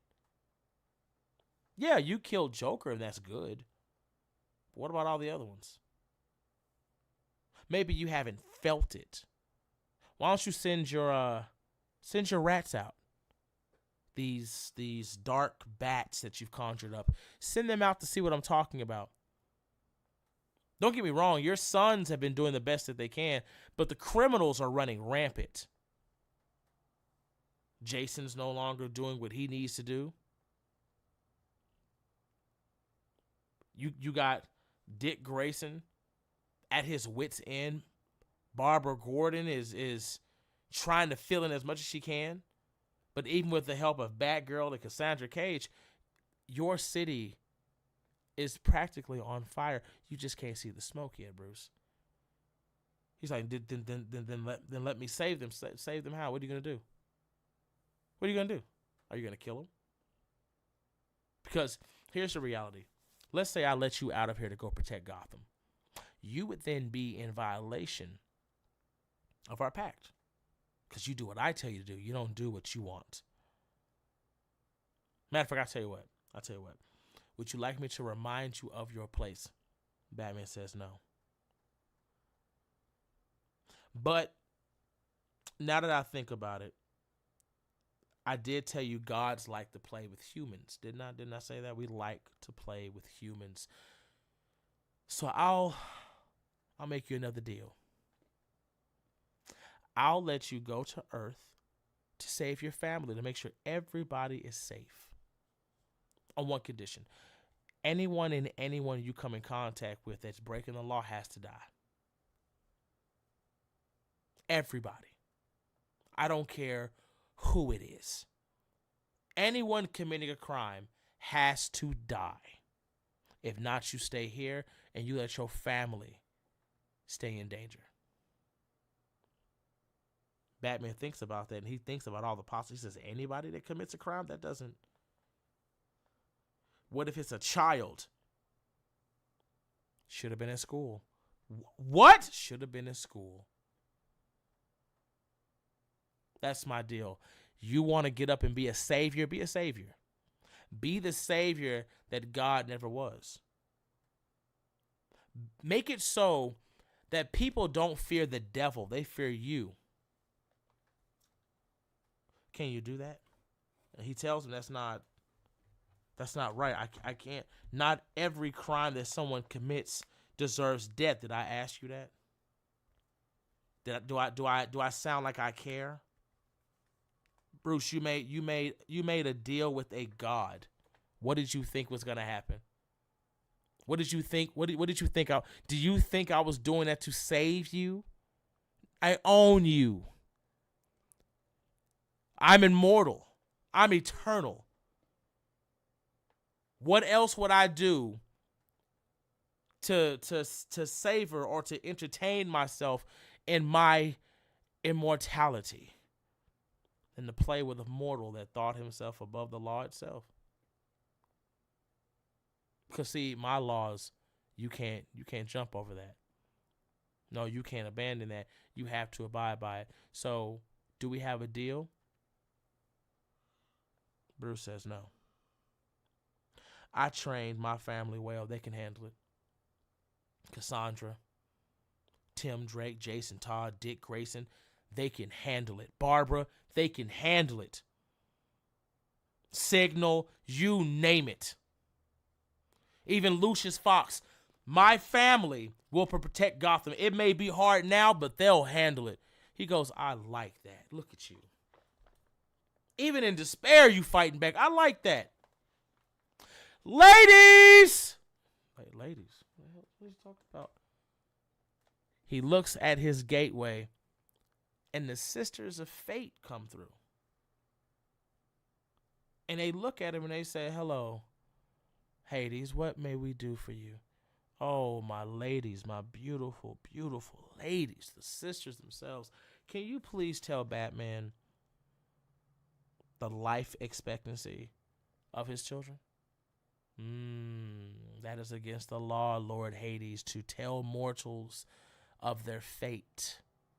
It is not our job to do that. Oh, whoa, ladies. That's not a mortal. No, he's not a mortal at all. That's my plaything. And forever he shall be. So he's not a mortal. He's an immortal like me with a collar around his neck. You're not telling them anything. You're telling my pet. Lucifer. Oh, whoa. Lucifer. No, my name is Hades. I am not Lucifer, Bruce. Don't ever get that twisted. Matter of fact, on your knees. His kneecaps bust like two grenades go off. And he falls to his knees. Literally falling to his knees in agony.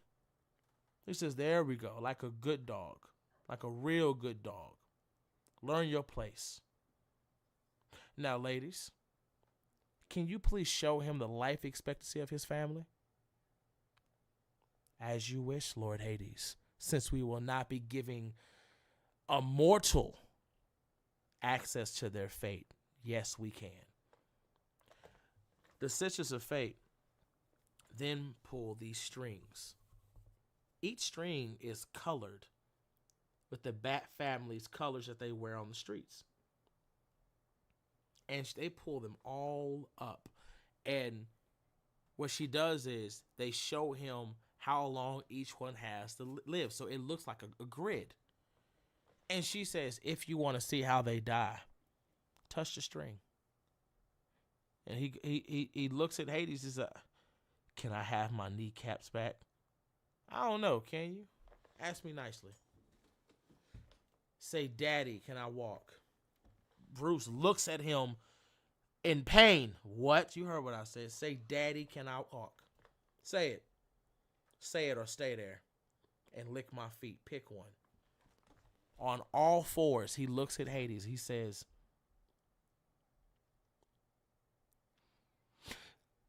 Daddy, can I walk? Yes, you can, baby. Go on, get up.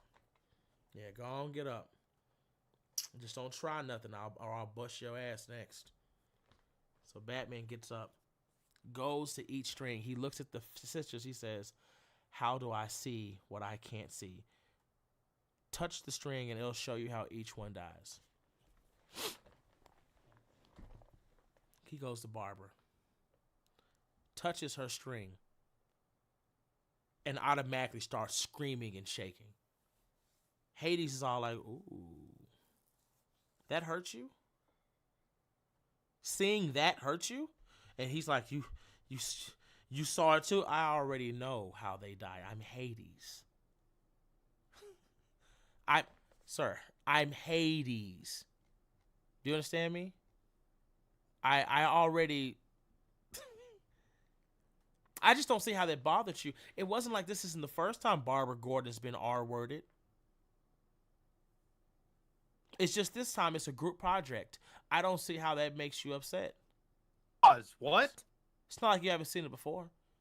He says, not Barbara. Why not Barbara? Why not Barbara? The amount of criminals she's put in jail, why not her? I tell you what it is. I know what hurts your feelings.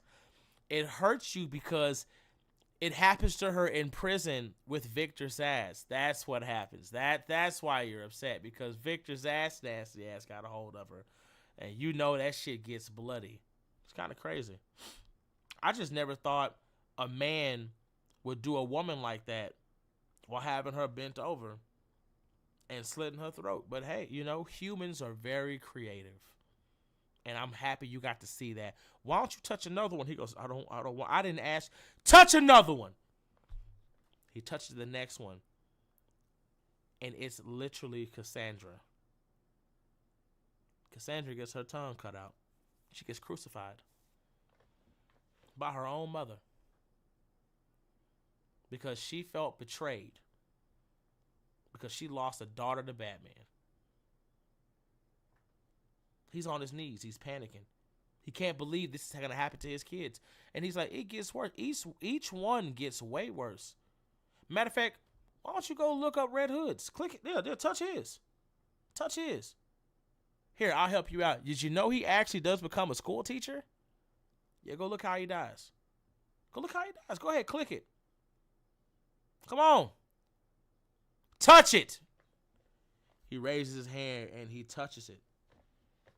Gunned down by his own student. A student who was abused by his parents. Found out who Red Hood was and asked him to save him. And Red Hood said, no, I'm just going to report it to the authorities. Kid got so angry and got so heartbroken after his father beat him again that he went to school and shot the person that could have saved him. Right in front of his classmates. Batman begs, I don't want to see no more. You don't want to see no more. Why not? I asked you if I let you go to kill anybody committing a crime. You said no. This is what happens when you don't. See, that's their future. You could change that. You could save all of them. Because, see, what you have to realize is you have to create a world where if you want change, you got to become God. You got to make God obsolete. You got to be the savior that they need. And that requires you doing things you don't want. So if I let you go, do we have a deal? Yes or no? Is there no other way? What the fuck did I just tell you? Do we have a deal? Yes or no? Because that is guaranteed. Make your choice. Batman gets up and says, fine. Goes to Earth. And he can hear Hades in the back of his head. By the way, I've made it to where you can see the scale at any given time. So at any point in time you can touch those strings and see how your children die. Enjoy. Batman realizes that there's an entire drug cartel on its way to Gotham. But the only way to stop them is making sure they never dock. That ship can't make it. Here's the issue. The cartel on that ship, they have children that they employed. And Batman sees and said, this is what you meant. Even if it's kids.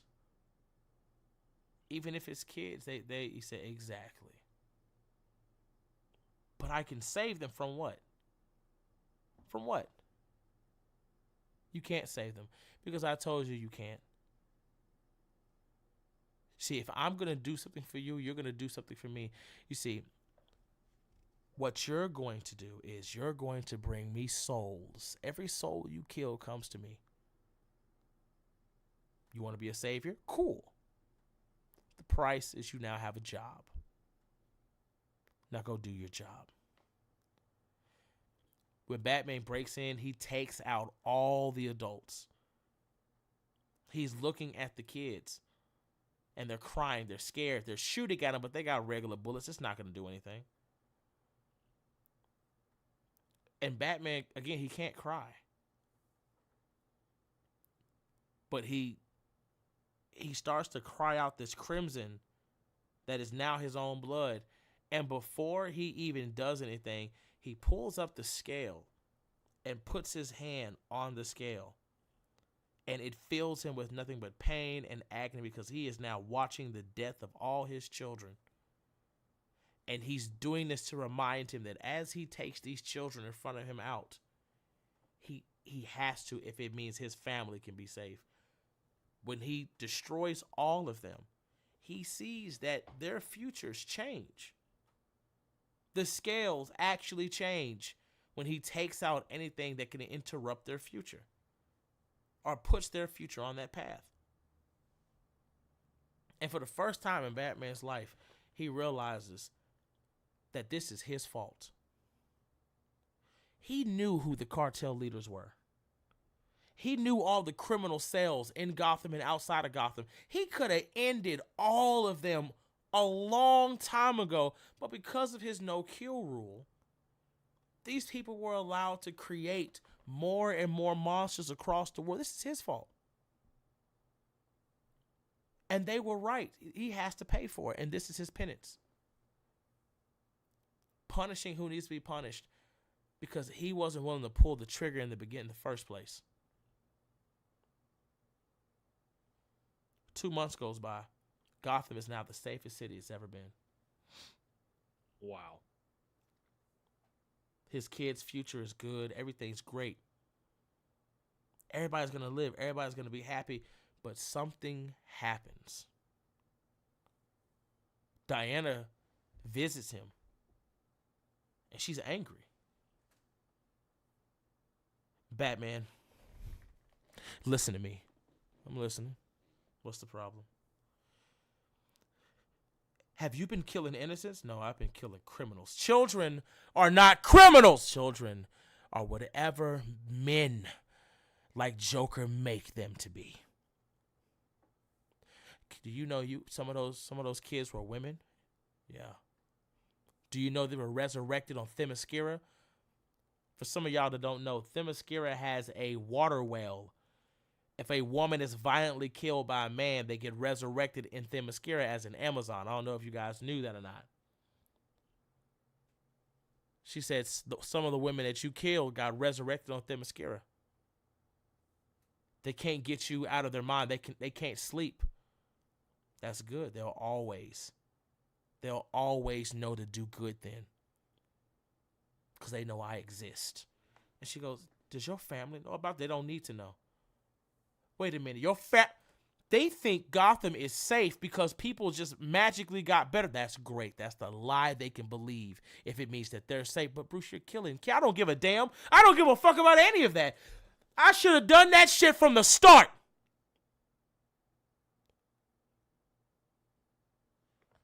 Don't come in here and judge me when you're no better. Especially not the Amazons. Didn't you kill your own sons? That's not the same. Yes, the fuck it is the same. Did you or did you not kill your own fucking sons, Diana? Did they not slaughter their children off the basis of them being men? Because they thought they were bad guys? Did your own sisters and mother not throw little boys and babies off of a fucking mountain because of their fucking genitals? Is that not what happened, Diana? Those were different times. Bullshit. The world doesn't fucking change, just the landscape. People are always going to be the way they are. Who gives a fuck? But how dare you judge me for what your family has been doing since the beginning of their conception?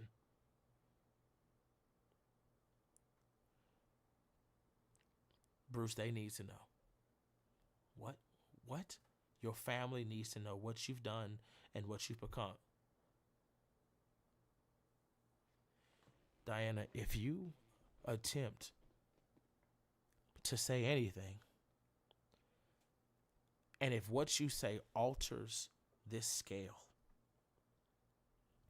I will do and kill whatever it takes to correct it. A scale? What?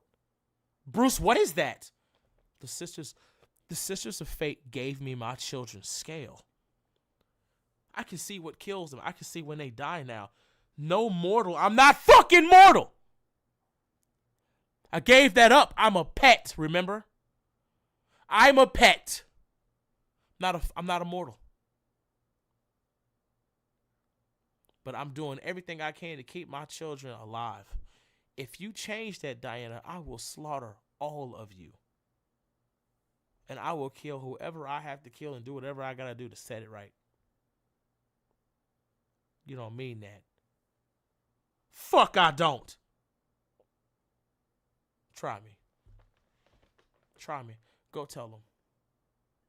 Go tell them. And when Diana starts to even make the decision to tell them, she can see the scale starts to alter. She can see that decision will put his family in danger. And that's when Hades comes down, and Hades is all like, well, hello, sweet child. Are you thinking about snitching? No, she's not Hades. What? What did you call me? I said Lord Hades. That's what I thought. Much better. When you speak to me on your knees. Yes, my Lord. That's what I thought. Like I said, Diana, were you thinking of snitching? She goes, no, I was not. I was just leaving. No, you're a hero, remember? You're a hero. Do some heroism. He's not a good guy anymore. He's a bad guy. He's a pet. Go snitch. Tell him. Tell him, and I'll make sure he's released to correct what I want him to correct. By all means, it will do nothing but feed me anyway. Every soul he takes, because of your misstep, will do nothing but feed my empire.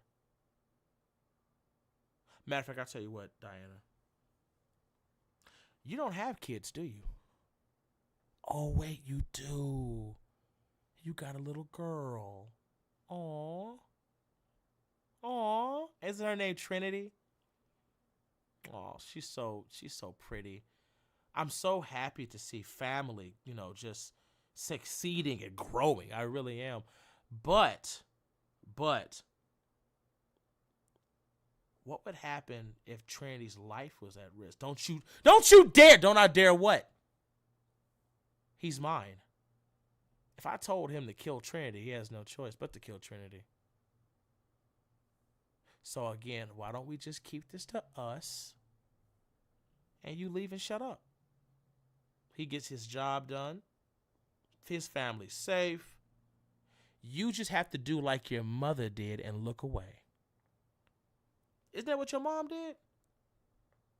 I mean, once she got that island for women, it's amazing how she never invited other women. It's amazing how they just never went out and grabbed women in danger. Isn't that crazy? No, they looked away because keeping the peace and keeping their safety was more important than trying to risk it for anybody else. Isn't that crazy? Don't worry. I know what you're going to say. Hades, those were different times. As Diana looks at the ground and starts crying, realizing how fucked up her people are. She leaves. But she leaves looking at Bruce while he's on his knees growling and promises him, I will save you. I will find a way to release you. I give you, and right when she says, I give you my, Hades puts his hand in her mouth. Literally. Speed blitzes her, and his fist is literally in her mouth. She can't breathe. He has a hand on her throat, and he tells her, listen to me. Although you are a halfling, you are still part God. You make a promise like that, and you can't keep it, that puts us all in danger. Do you know that? To break an oath like that, your father would seek justice, and he would seek justice against me. So you will make no such promise. Do you understand that? Diana is trying to fight him, but she doesn't realize she's in Tartarus. She can't fight him. That's his domain. So he grabs her lasso of truth, wraps that shit around her neck, bites his thumb and pours his blood on it, changing the lasso from gold to red, and makes her create a blood oath. Swear that you will not make such an oath, or I will snap your neck right now. I'd rather deal with your father for killing you than dealing with him for you breaking an oath. And she goes, that doesn't make sense. What's the difference? He goes, when gods break oath, it's like when kings break promises. It doesn't just harm one of us, it harms us all. It loses the faith of the faithful. Do you understand that? That's why we don't do oaths anymore. We don't do any of that. The last time we broke the promises to humans and mans, they burned our temples. We don't need that. So swear it. So she swears it, that she will make no such oath. And he lets her go. Batman gets up, puts his hand on the scale, and smiles, knowing that his family will still be safe.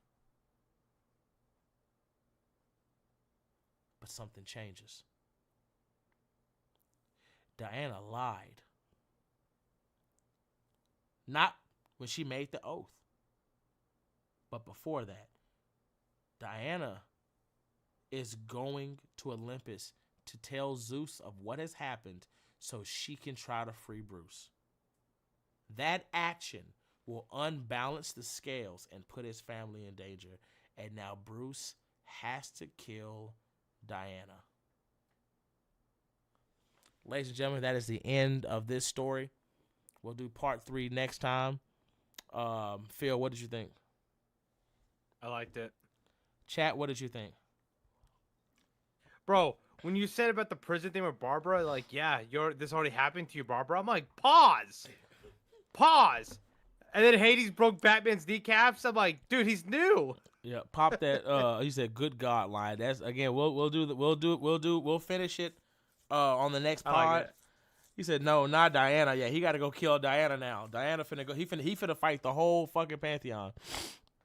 DC, no, if you're ever watching these, you need to go ahead and just fucking hire me already. You need to literally just go ahead and hire me already. Just come on with it. Just go ahead and hire me already. But yeah, you need to go ahead and hire me. Everybody else though, bro says, shit, is he God? Oh my God. He said, bro, can I ask, do you hate Batman? Why don't you go ask Google? Go ask Google and just type it in. Hey Google, why does King and Queen Lion hate Batman? And Google will give you your answer. Y'all think I'm bullshitting. I'm the only person on social media that has that. Go on there and ask Google. That's what y'all got to go do. Y'all got to go ask Google. I am going to risk my TikTok account and make a video about the situation with TikTok. I am going to do that. Because that shit's irritating. That shit's not fair. That's some bullshit. Other content creators, like the big ones, like the millions, have they been affected? I don't know, but for them to send me that fucking note is really fucking crazy. It is what it is. I would try to contact an admin. I'm gonna contact them again. So it is what it is. But y'all have a good night, and I will catch y'all later. minute.